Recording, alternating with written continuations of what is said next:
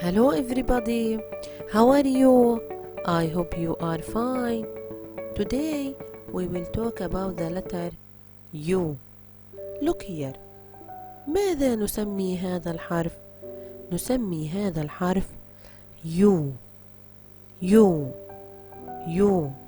وصوته أي ننطقه أ أ أ. دعونا نتعلم بعض الكلمات على حرف اليو.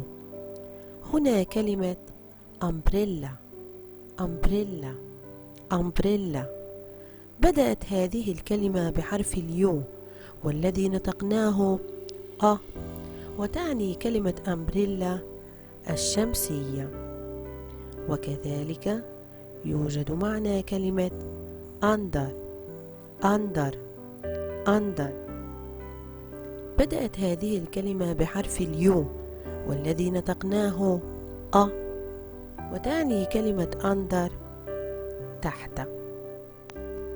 والآن دعونا نتعلم كيفية كتابة حرف اليو على السطور الأربعة.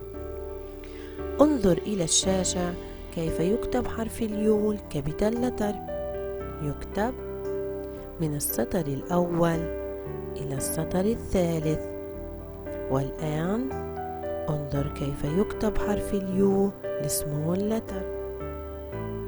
يكتب من السطر الثاني إلى السطر الثالث. وفي نهاية الفيديو هنا هيا بنا نلخص ما تم أخذه اليوم.